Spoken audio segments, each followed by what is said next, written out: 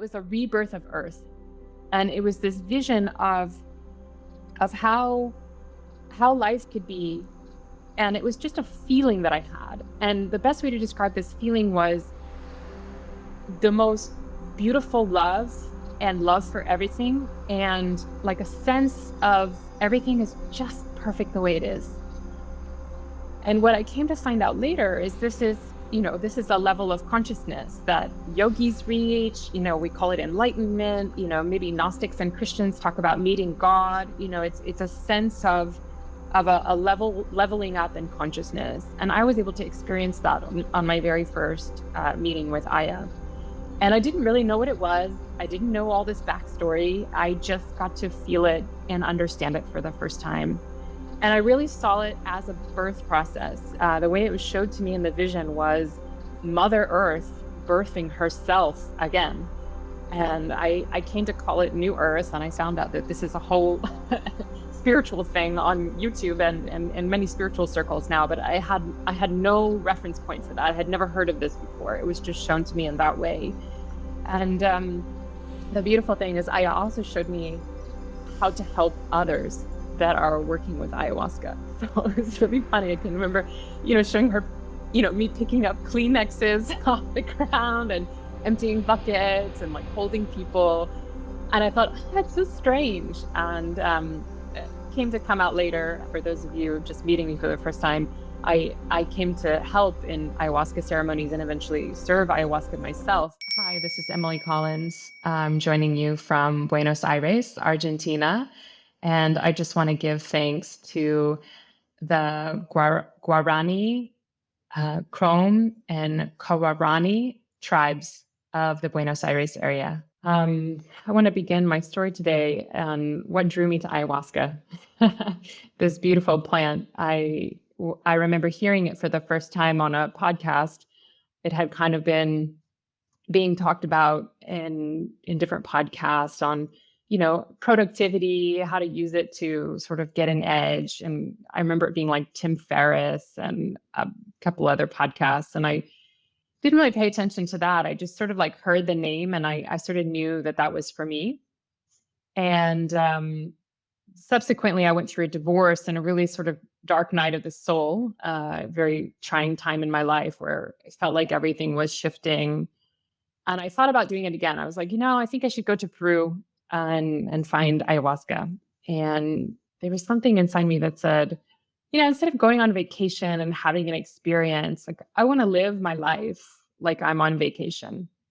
And I actually hired a life coach, and I worked with her for about a year. And I just I made a lot of progress, and I think I worked through my divorce fairly well, but there was some level that I just couldn't reach. And I had been in therapy. I had been in group therapy. I had, started learning different breathwork techniques and things like that. I had been doing yoga for 3 or 4 years at that point. And so, but I just couldn't make any more progress. And I just felt like a little bit stuck. And then COVID hit. It was, early 2020, and it was like the depths of the lockdown. A friend of mine called and said, Emily, I have an extra space in my cabin to do an ayahuasca journey. And I said, if I can get a flight, I'm going to go. And I remember flying from Washington, D.C. to Florida, which is where the retreat was. And I was the only one on the plane with a congresswoman and maybe one other person. And the whole airport was empty. So that was my journey to ayahuasca. And subsequently, Florida. And I felt like there was a hurricane on top of this tent that we were in. And it was quite an intense experience, not only what I was going through physically, but also the environment that I was doing it in was really intense. I think they warned us about the alligators outside, and also this torrential hurricane was happening while I was in the journey. So my first, meeting with Aya, I felt very prepared. I, had journaled. I had questions for her. I came to it with a lot of respect. I had really studied, the anthropology behind it, and I really came with a very strong respect for this plant. And I felt ready, even though I was really, really nervous. And what unfolded that evening was just felt like so much. I felt like the fire hose was on and I was just trying to take a sip. And it was just really, really intense. Of course, I came to find out later that I'm actually very sensitive to these medicines and plant medicines in general. And so it was quite an intense experience. And I had just showed up with a beautiful vision of what felt like Earth. It was a rebirth of Earth. And it was this vision of how life could be. And it was just a feeling that I had. And the best way to describe this feeling was the most beautiful love and love for everything. And like a sense of everything is just perfect the way it is. And what I came to find out later is this is a level of consciousness that, yogis reach, we call it enlightenment, maybe Gnostics and Christians talk about meeting God. It's a sense of a leveling up in consciousness. And I was able to experience that on my very first meeting with Aya. And I didn't really know what it was. I didn't know all this backstory. I just got to feel it and understand it for the first time. And I really saw it as a birth process. The way it was showed to me in the vision was Mother Earth birthing herself again. And I came to call it New Earth. And I found out that this is a whole spiritual thing on YouTube and many spiritual circles now. But I had no reference point for that. I had never heard of this before. It was just shown to me in that way. And the beautiful thing is Aya also showed me how to help others that are working with ayahuasca. So it was really funny. I can remember, showing her, me picking up Kleenexes off the ground and emptying buckets and like holding people. And I thought, that's so strange. And it came to come out later, for those of you just meeting me for the first time, I came to help in ayahuasca ceremonies and eventually serve ayahuasca myself, but I didn't know that at the time either. I was just learning to be shown how to help somebody else going through the same experience. And I felt that it was like a warm welcome home and a feeling that I was okay with this plant and she was here to guide me through something. And we've ended up having an incredible relationship for the last 5 years. I probably had ayahuasca hundreds of times at this point and really devoted a lot of my life now to this plant. And her beautiful, just knowing exactly what to show you at the right time sort of evolved and unfolded, and subsequently showed me, little steps to the vision beyond just this beautiful rebirth, but also how that involves us processing our trauma. I was even fast forwarded into the future at some point where all the trauma on the planet has been processed. And I was watching the last trauma leave the last human. And it brings me to tears just thinking about it because it means we're done. It means we're done living from this conditioning and these patterns. The way that we just block our hearts was all released. And so I got to fast forward to that point in humanity's future where, we have done the work. And Aya worked with me in such a beautiful way. She showed me these kind of visions for humanity very early on in our relationship. And as our relationship evolved, I may not have been ready yet, if I look back on it, to where I actually started working on my own traumas and started to understand that the reason I was hitting all of these blocks with therapists and somatic release and a lot of these other modalities that I had tried is because a lot of my trauma happened before I had memories, in very, very early infanthood. In my first 2-3 years of life is where a lot of my deepest traumas happened. And so if I look, back at my life, I was like, oh, things were pretty good. I mean, there was some rough spots, but it was all in all pretty good. And I couldn't find, these points that really only Aya could reveal through her visions and through like a deep understanding of what happened to me before I had memory. And I think it's an incredible tool to reach into the subconscious and to access these memories. I later read a book about Stan Groff, who did a lot of research about this and how, natal, prenatal, early birth stories actually have a lot to do in the psychology world. And I just had no clue. I just knew I was hitting blocks and I was looking for answers and I wasn't finding them in the places that I was looking. And ayahuasca provided me a unique perspective and a unique window into my trauma and into things that happened before I could remember. I wish to honor and acknowledge the indigenous peoples of the Amazon, from Peru, Brazil, Colombia, Ecuador, and Bolivia, especially the Shipibo, Konibo, Uhuni Queen, Tucano, Quechua, Ashaninka, and Quichua, as well as many other nations who have carried the sacred traditions of ayahuasca or yahe for countless generations. Their wisdom, courage, and stewardship of this medicine are the roots from which these conversations grow.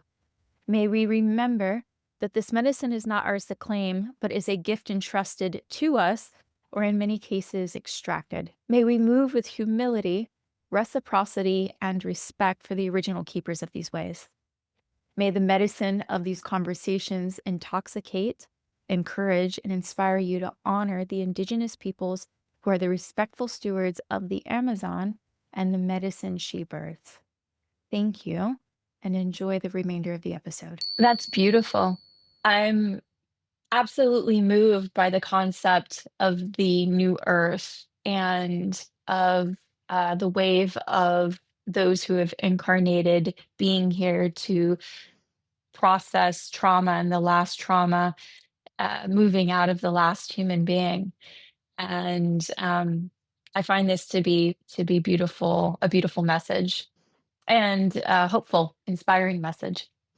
Yeah.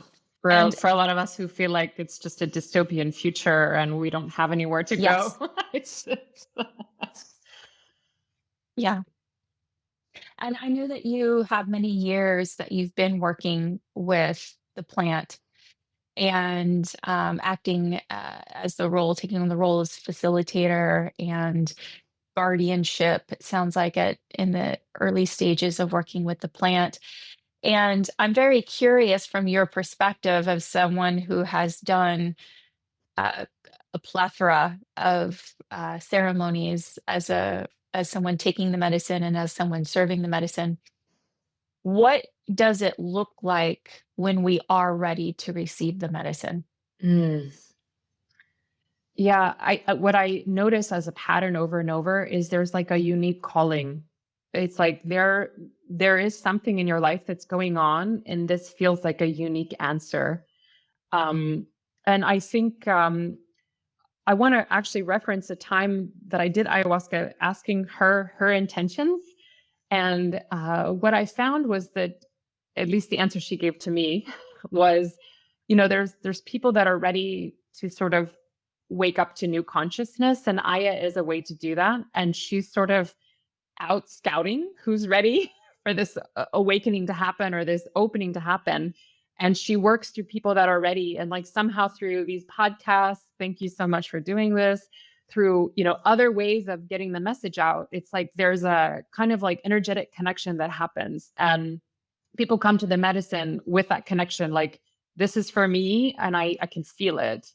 And I know when you uh, first started moving into the plant, you mentioned that you were going through a dark night of the soul, the divorce, and then using many different modalities and methods to try to heal and work through and with yourself, pertaining to most likely the trauma of the event, right, of divorce and all of the aftermath. And I'm very curious, when you went into medicine for your first time, what was your intention? Really? I had many, actually. I can remember making an entire page full of intentions. I'm a big avid journaler, and so I work through my journals. And I, you know, I I don't remember what that page entailed, but what unfolded was so much more than I even asked for.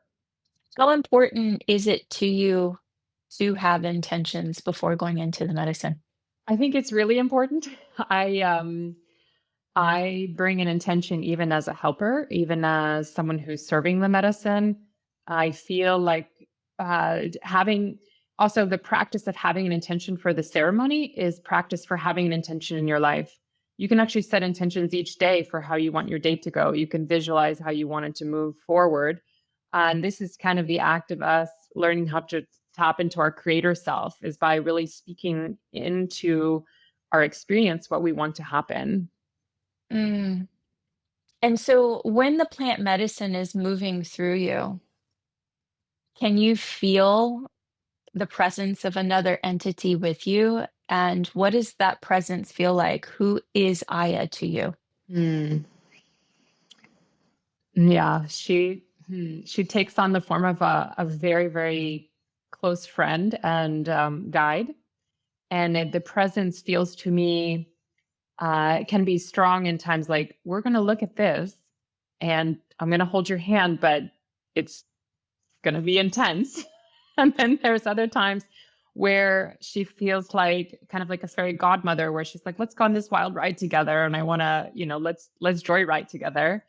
And our relationship, I feel like, is constantly evolving in that way. And I can feel her as a connector as well. So she obviously has an intimate knowledge of my soul and my soul path and who I am here as a human right now, and has this intelligence from a higher realm of, what I need to learn right now, almost like a master teacher who knows the next lesson to bring. Okay, you understand this, let's take you to this next lesson. And so she also has this personality of I would call her a master teacher, highest professor. And in terms of other beings or otherworldly beings, does her presence have a form? Does it have a sensation? Are there any details that you can share pertaining to your experience of her presence? Hmm. That's a great question. She's often depicted as a snake, and I do see her show up that way quite often. But I really think she has other forms and other ways. In many cultures, she's called the grandmother. You can feel that. And I've definitely seen her as this old, wise woman. But I also see her as this young, sexy, like spunky, hot mom, and a lot of other different personalities that she puts on when she needs to teach you in a certain way, or when you need to speak about things in a certain way. So I almost see her as this like divine shapeshifter that can mold into what works for you, and how what you're working with can mirror back at you, or the form that takes that can get the lesson across the best. Mm, beautiful. And something I'm very curious about in the many different experiences that you've had with the plant, has she ever provided information to you that was predictive, that came to be, that it was tested and it was tried and true? I've had many instances where she did show me things and they did come to pass, but not in the way that I thought. So I've learned that it's a lot more of a dream-like state. Sometimes I have a very strong dream life, and so sometimes I have predictive dreams, and it doesn't always translate apples to apples.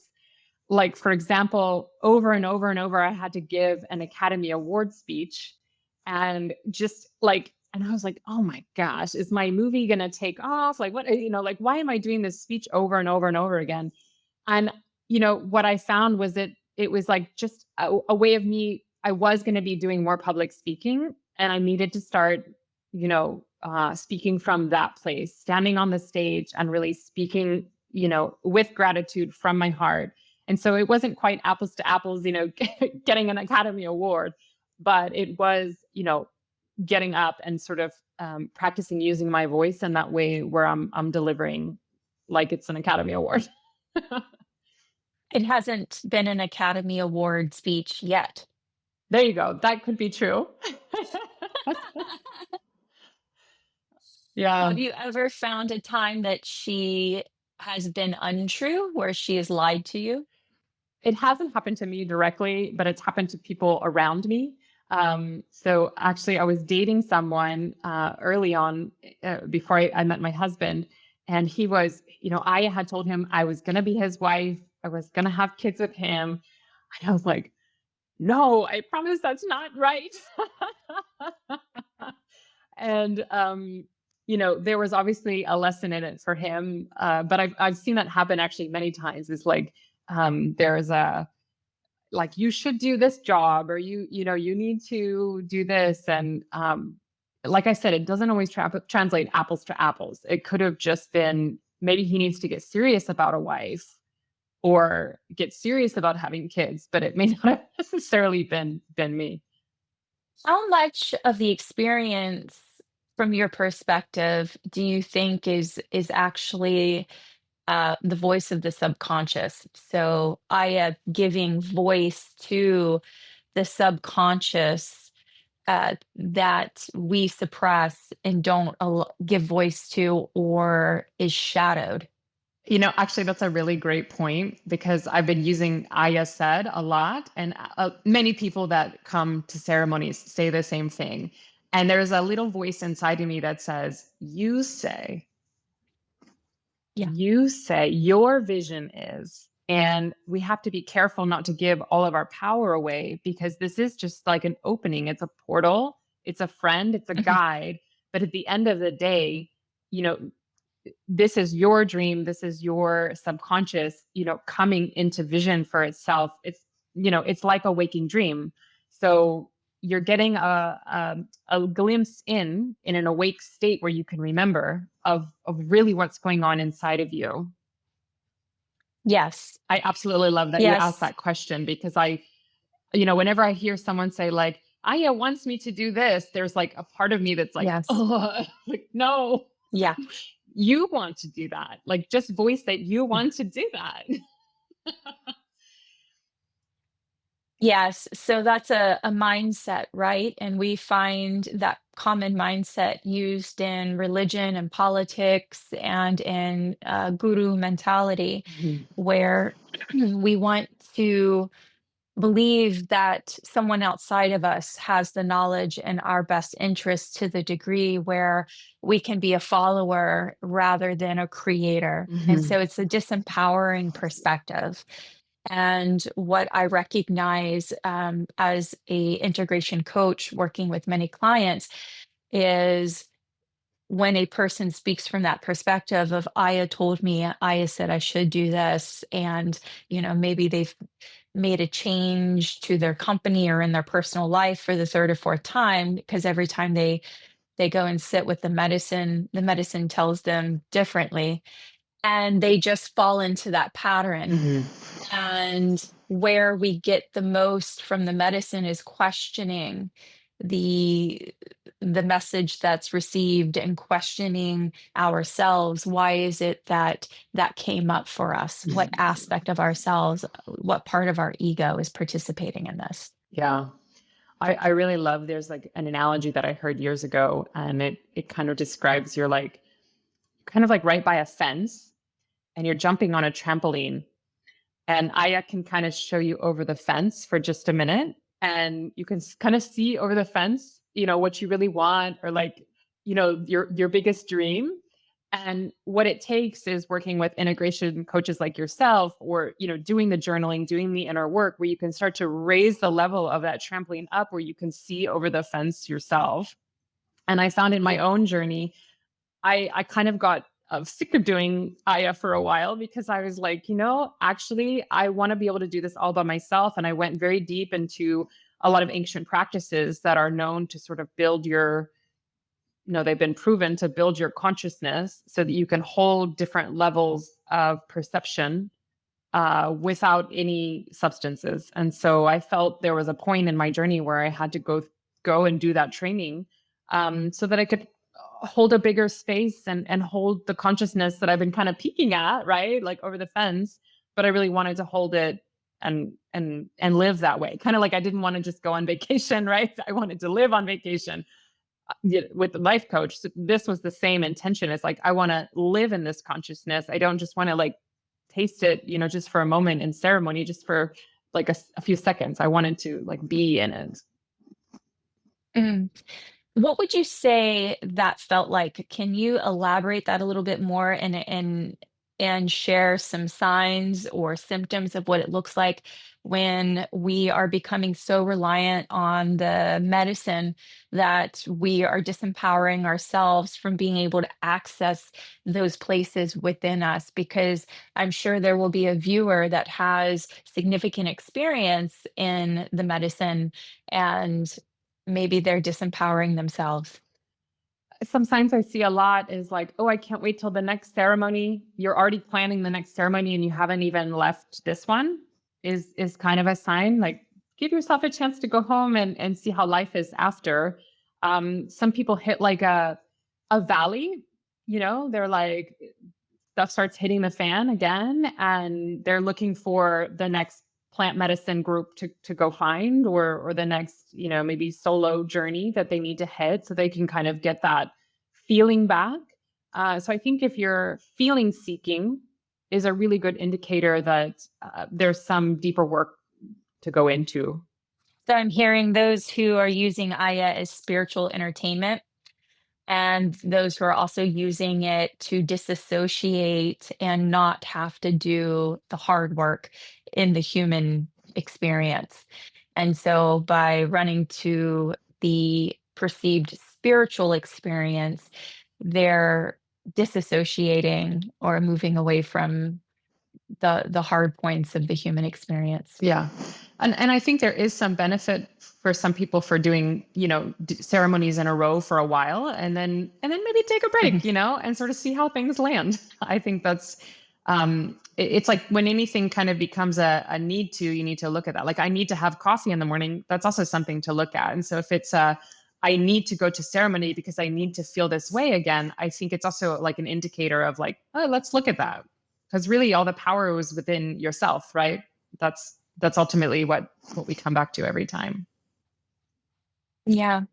I'm very curious, has the medicine at any point in your many journeys really been a catalyst for a large mindset shift or pivotal moment or expansion in consciousness that has allowed you to move away from um, patterns of behavior or thought that were limiting you in many ways? There's so many. let me let me choose one example. Um, oh, here's one that happened just earlier this year. I had a profound sense that I got to taste during a ceremony with Aya, which was I trust myself. And that sounds very simple, but I felt it completely in my body. It was an embodied sense of I trust myself. And after that ceremony, I just moved through my life in a different way. I didn't worry. I was like no longer worried about if someone would call me back or like if I did something wrong or even money became less of like a worry because I just trusted myself and my own ability. And it was just a feeling that I tapped into. And then because I don't want to, I don't want you to think it's that easy because I had already done a lot of the work to kind of get ready for this moment. I had, really sat with holding trust for myself. I had done a lot of inner child work around places where I didn't trust myself. And so, getting to that moment where I just felt it. And then the feeling, it didn't leave this time. That's beautiful. And trusting yourself changes your life immensely. It means that you're no longer outsourcing yourself to others and you're acting from a place of deep trust and empowerment, which is, really understanding the wound in which that surfaced from.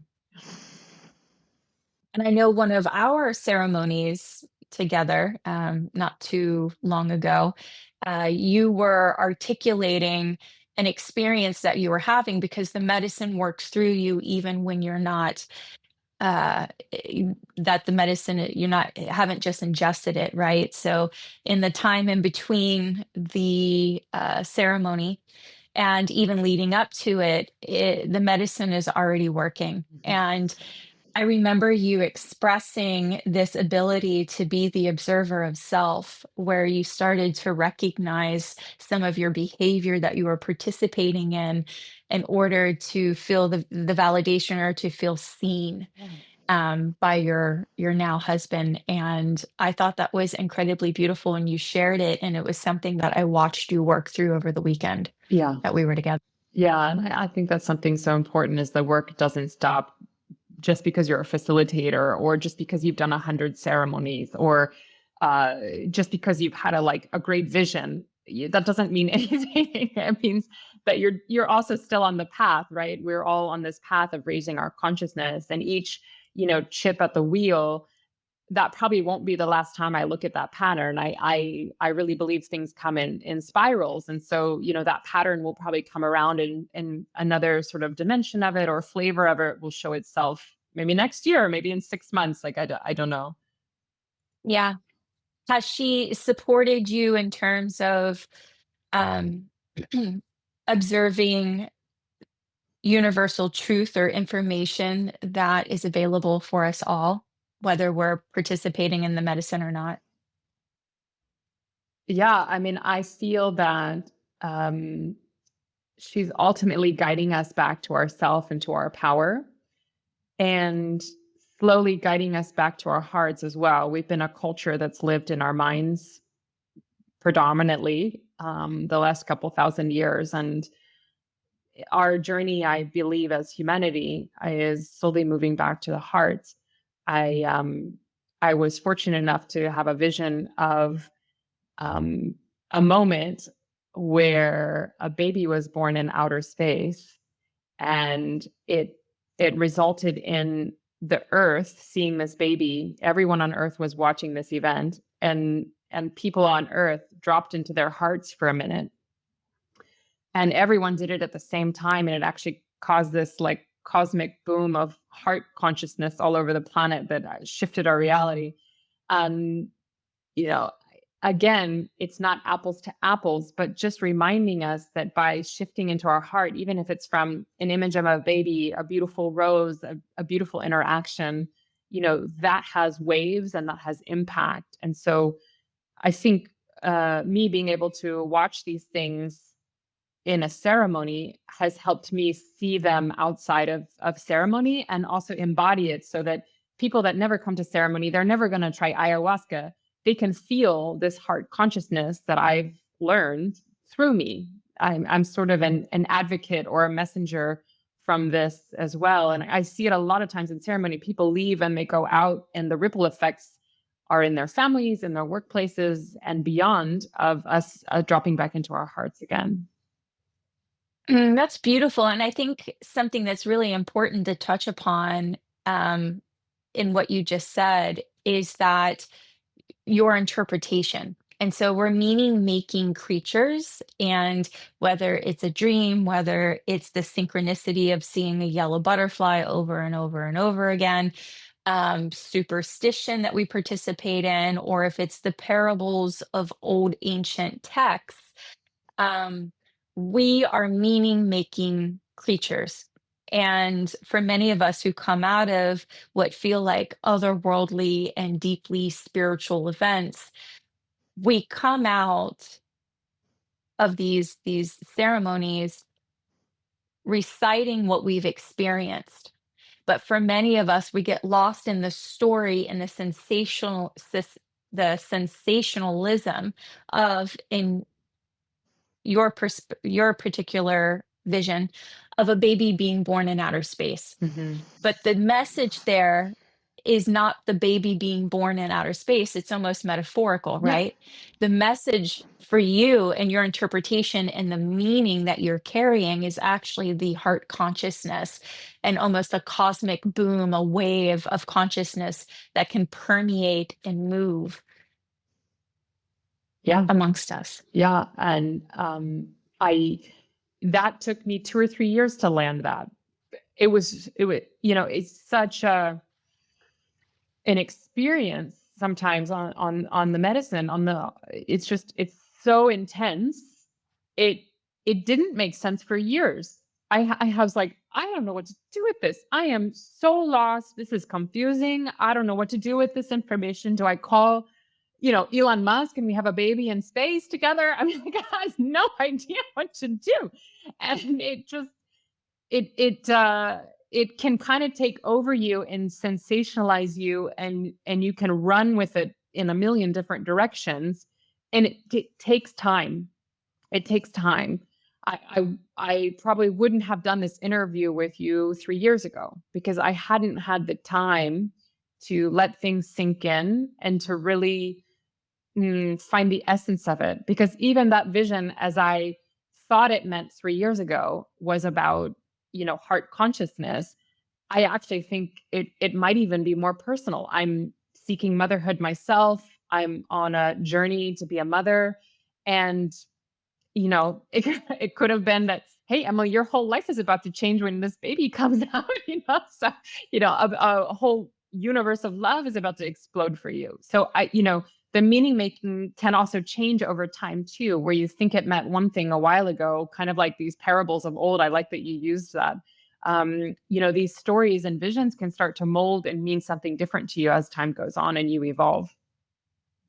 God, that's beautiful. And I'm very curious, has there been a vision or experience or a download of information that you thought meant one thing to you at that particular time, and then it turned out transforming and mutating numerous different times to kind of land and actually hold a very different meaning? I think this one is a really good example, um, because it was so staggering and I couldn't quite get my hands around it. At first I just thought, well, I have to have the baby in space. It happened to me. I can kind of tell you, like, people are going to think I'm nuts. And like, I was a little nuts. I think that was the wrong interpretation. I needed help grounding it. And I kind of came to think that I needed to make a movie about this to share with others because it was such a big message. And I actually did make the movie. And when I finished making the movie, I actually now think it was a lot more personal about my own motherhood journey than the movie. But making the movie was fun, and becoming a filmmaker is a skill I will continue to use and enjoy. But now that I finished the movie and it's all packaged and done, I'm wondering. I'm like, maybe that was just all an analogy for my own motherhood journey, because I've done IVF. It's been 2 years of trying. Like, it may, at this point, I feel like it may as well be as difficult as having a baby in space. So maybe I was just warning me, like, hey, this isn't as easy as it looks.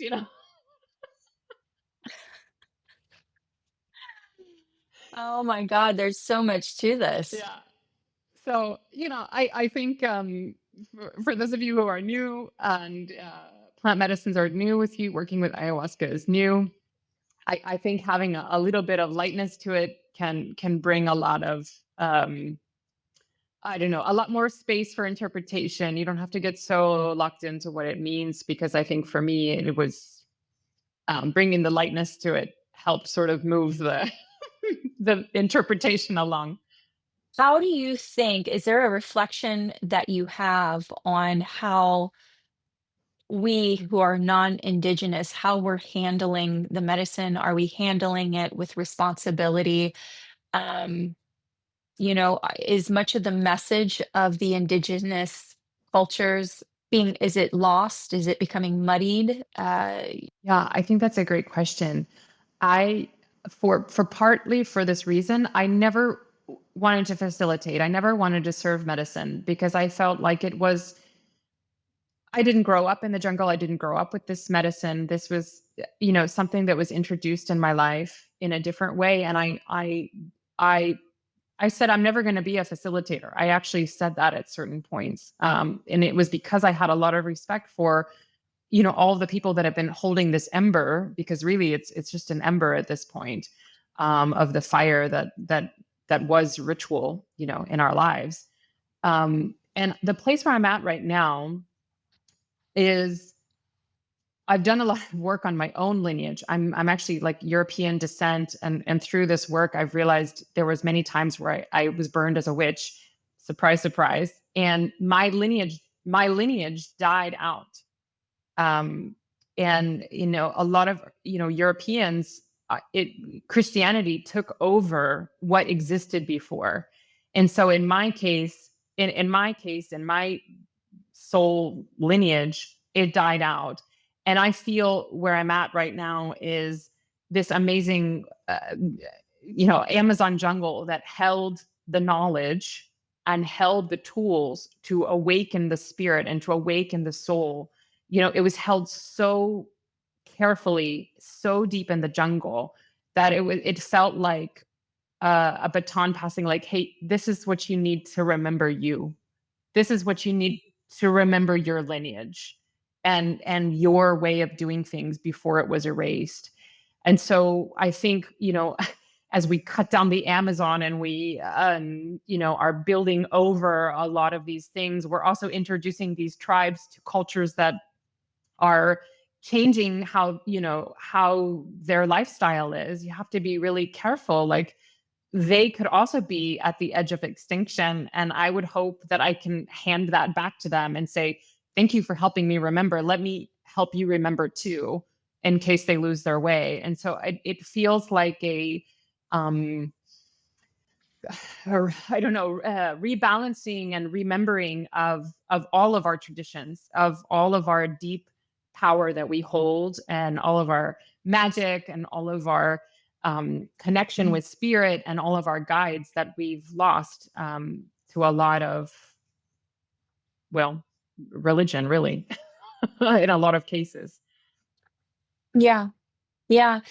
And something I'd like to circle back to, uh, of course, it sparks interest, is you being burned, your past life being burned at the stake as a witch.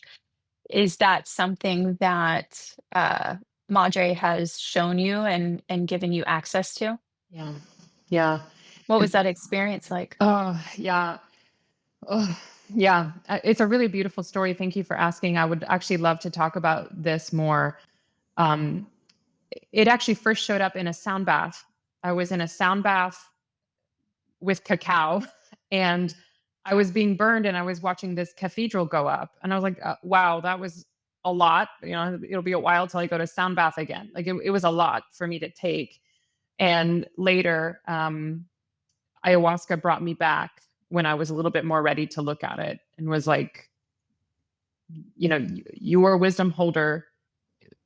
This is what happened, and this is the pain that you went through for practicing what you do. You were persecuted and really sought out and killed. And I was like, it was a very hard night, and I was actually by the fire for hours, just having this experience of going through the burning again, and experiencing what it felt like to have people laugh at me and mock me through the flames.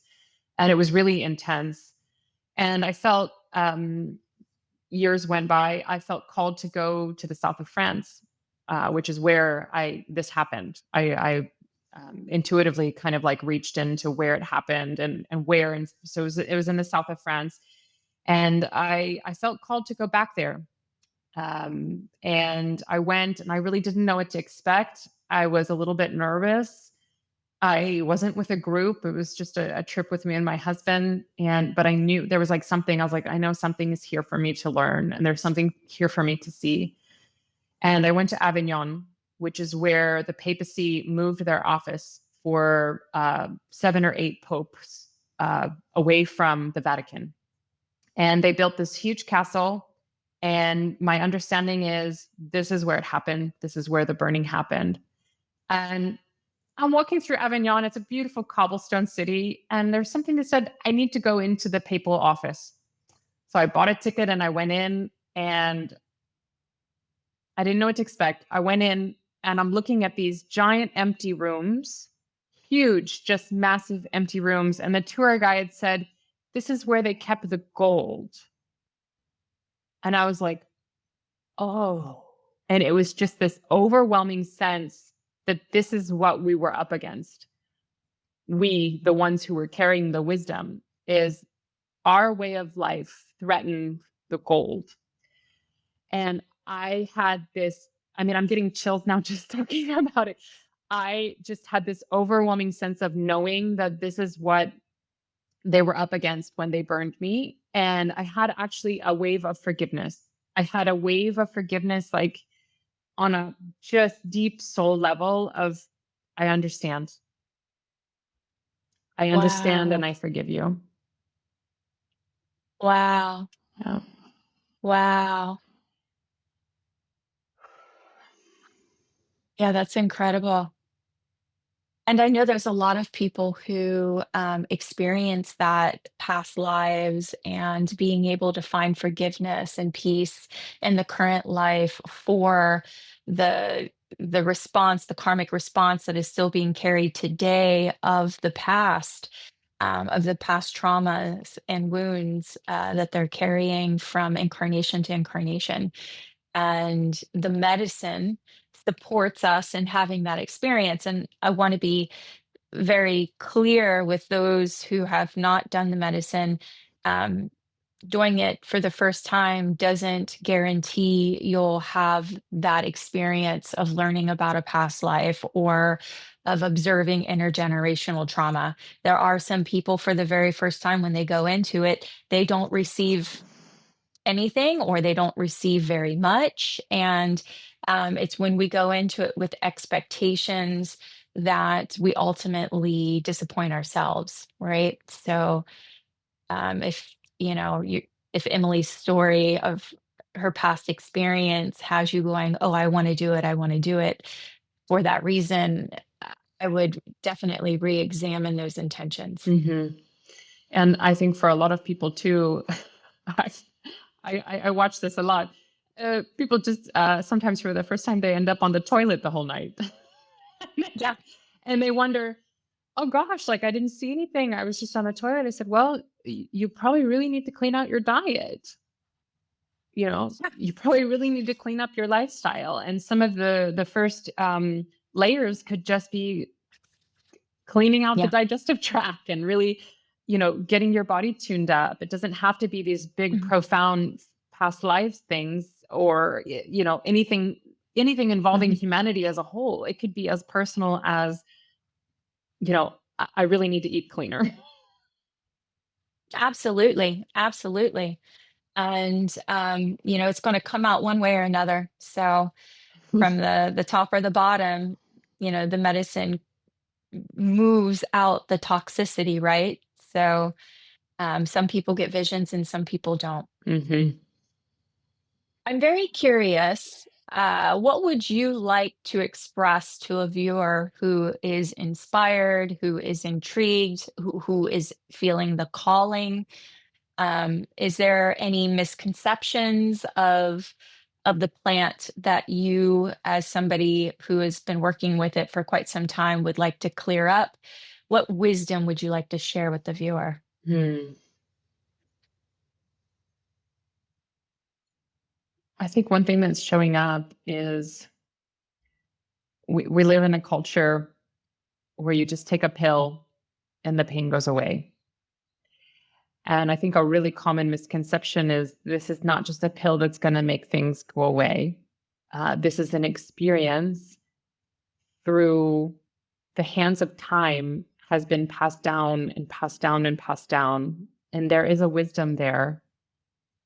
And there's a respect that's needed. There's a respect that comes from knowing that this is not a cure-all pill that you're going to take and you're just all of a sudden going to feel better.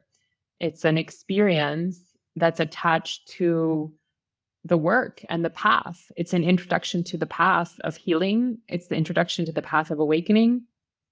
And it's not just a one and done. This is an introduction to the work that you continue to do on yourself and the consciousness that you continue to lift and raise. And as you learn more, there's more responsibility on yourself. I think for Westerners that are, kind of used to this, it's all just going to get fixed. Just give me the thing that's going to fix me.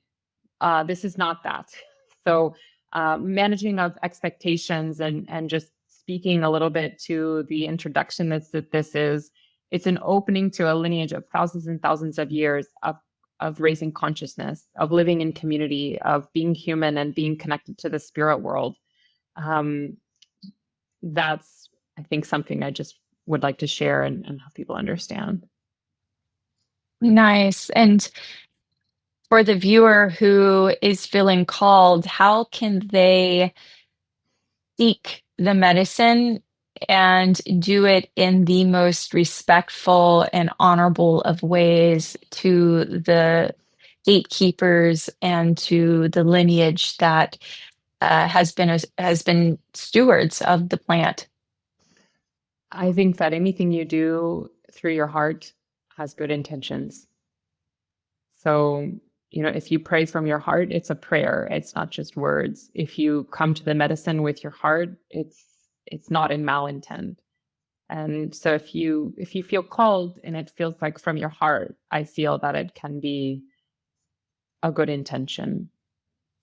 Emily, I am so grateful for our time together. Thank you for sharing your story. Thank you for sharing your wisdom. Thank you for sharing your experience with the plant medicine.